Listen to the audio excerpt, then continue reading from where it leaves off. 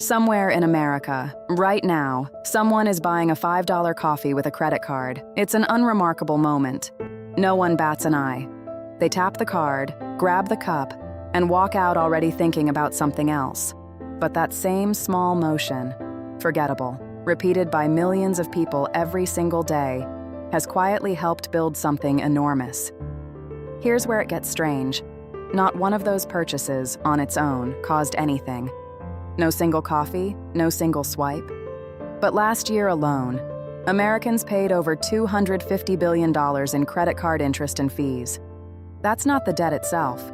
That's just what it cost to carry it, for 12 months. The total balance sitting behind that number? $1.25 trillion. The largest pile of credit card debt this nation has ever recorded. By the end of this, you'll understand exactly how an entire country arrived at a number that large, without a single scandal, a single villain, or a single meeting where anyone decided to trap anyone, and why almost nobody sees it happening to them personally, until it already has. This channel exists to show you what's happening behind the scenes of your own financial life, the parts of the system that are fully legal, fully disclosed in 8-point font, and still designed to work in someone else's favor. If that matters to you, subscribe. Because what we uncover in this file might change how you look at the card in your own wallet by the time we're done. Let's open the file properly. According to the Federal Reserve Bank of New York, which has tracked household debt since 1999, total U.S. credit card balances hit an all-time record at the end of last year, then eased slightly in the first months of this one, settling at just over $1.25 trillion. That's a 5.9% jump from a year earlier. It is also 63% higher than where balances stood just 5 years ago, during a strange, brief moment in 2021, when Americans, flush with stimulus checks and lockdown spending, actually paid card debt down to its lowest point in over a decade. 5 years, 63%. That's not a slow drift. That's a sprint. The average person carrying a balance today owes somewhere around $6,500.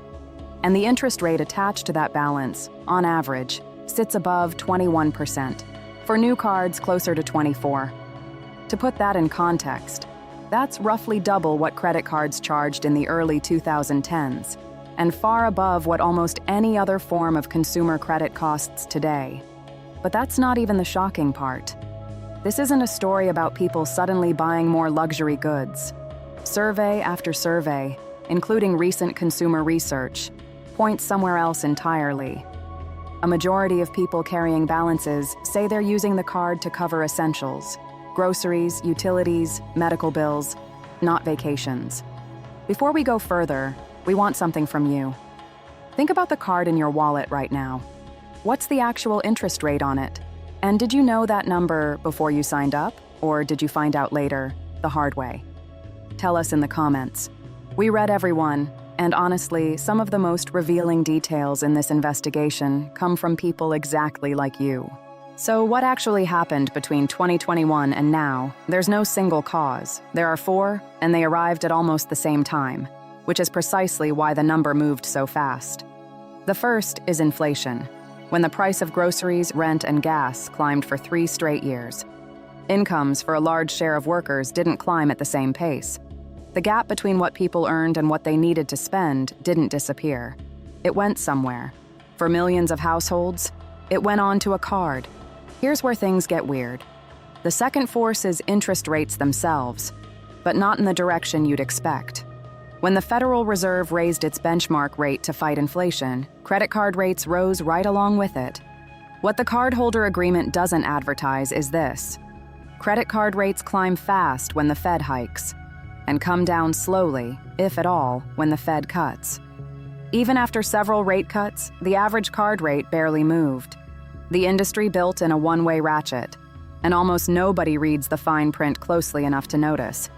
The next number changes everything.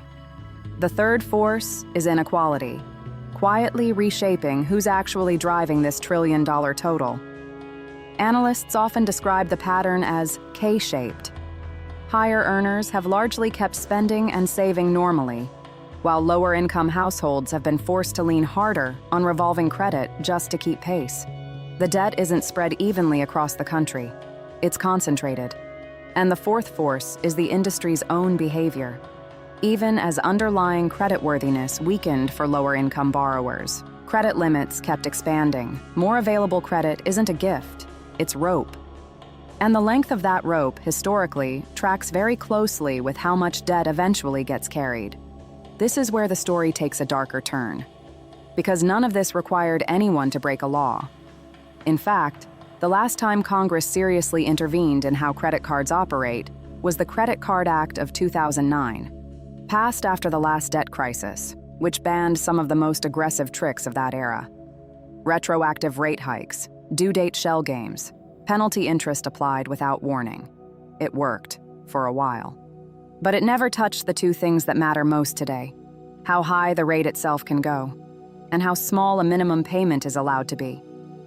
If that detail just changed how you think about your own credit limit, that one-way rope, not a gift, that's exactly the point of this channel.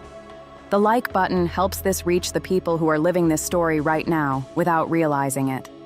It takes 1 second. The hidden mechanism/trap. Now here's the mechanism itself, and it hides in plain sight on every statement. The minimum payment. Most issuers set it at 2% of the balance, or $25, whichever is larger. Minimum payments are typically structured to keep the account current, while leaving much of the balance outstanding, which allows interest to continue accruing month after month. It looks like a safety net. Functionally, it barely functions as one. Picture an escalator that's moving downward, and you're trying to climb it. Every payment you make is a step up, but interest is pulling you back down at nearly the same speed. You're working the whole time, you're just not going anywhere. Here's what that actually looks like in an ordinary life. Imagine your car breaks down. The repair costs $1,200. You don't have it sitting in a savings account, so you swipe the card. You tell yourself quietly, "I'll pay it off next month." Then rent goes up. Groceries cost more than they did in January. Next month arrives, and you can only afford the minimum. That $1,200 doesn't stay $1,200. Within a year, at these interest rates, it can quietly become $1,800 for a repair that's long since finished, on a car you're still driving to work every day. Take that average balance, around $6,500. At an average rate above 21%. The minimum payment on that comes out to somewhere around $130 a month. Interest alone on that balance runs close to that same $100 every single month, which means if you pay only the minimum and never charge another dollar again, you are barely touching the principal. Independent estimates put the payoff timeline at 7 years or more, and the total interest paid on debt that could have been a single bad month stretches into the thousands. This is where the story completely flips. A credit card company isn't rewarded when a customer pays off their balance immediately. Their most profitable customers are often the ones who carry a balance month after month, year after year. That's not a conspiracy. That's just the incentive sitting underneath the entire industry. Remember that $250 billion number from the very beginning? That's not a side effect of the system. That is the actual profit center of an entire industry, more than triple what was paid just 4 years earlier, in 2021, funded largely by the people under the most financial pressure already. To be fair, and this is the honest nuance in this story, the system isn't purely predatory. Nearly half of all cardholders pay their statement in full every month and pay zero interest. For them, the card is a genuinely useful tool. Fraud protection, rewards, a float on cash flow. The system isn't designed to trap everyone. It's designed in its own favor, and it happens to work best on whoever is under the most pressure already. The consequences show up exactly where you'd expect. Delinquency rates, the share of balances at least 30 days past due, have been easing slightly from recent highs, but they remain elevated compared to the long-term average. And the pain is not evenly distributed. Borrowers under 30 have seen their delinquency rate roughly double over just a few years.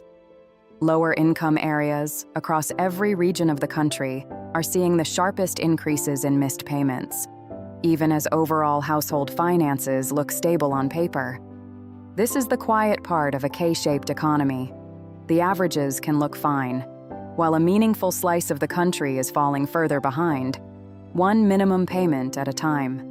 So what actually works if you're one of the roughly 60% of cardholders carrying a balance right now? The math is almost boring in how effective it is. Paying anything above the minimum, even a small fixed amount extra every month, collapses the payoff timeline dramatically because you finally start attacking principal instead of just servicing interest. Balance transfer cards offering a 0% promotional rate for 12 to 21 months can genuinely help. For people with the credit to qualify, though the transfer fee and the rate that kicks in afterward both matter. And nonprofit credit counseling, organizations like the National Foundation for Credit Counseling have a track record of helping people restructure balances at lower rates through structured plans. Not just gut-check budgeting advice. None of this is a quick fix, and we're not going to pretend otherwise. This isn't about blaming anyone for using a credit card. It's about understanding clearly what you're actually agreeing to every time that minimum payment feels like enough. Somewhere, right now, someone is still buying that coffee. They're not thinking about APRs. They're not thinking about compound interest or minimum payment formulas or a $1 trillion number sitting in a Federal Reserve report. They're thinking about getting through another week, and that's exactly why this system is so powerful, because debt like this rarely begins with irresponsibility. It begins with ordinary life. 100 small, forgettable decisions, each one reasonable on its own, each one quietly compounding somewhere in the background. Once you understand that the system profits from debt lasting longer, not from disappearing, you never look at a credit card the same way again. So we want to know, what's one thing about your own credit card you're going to go check the moment this video ends? The actual rate, the actual minimum payment math, the actual due date. Tell us below. Let's compare notes.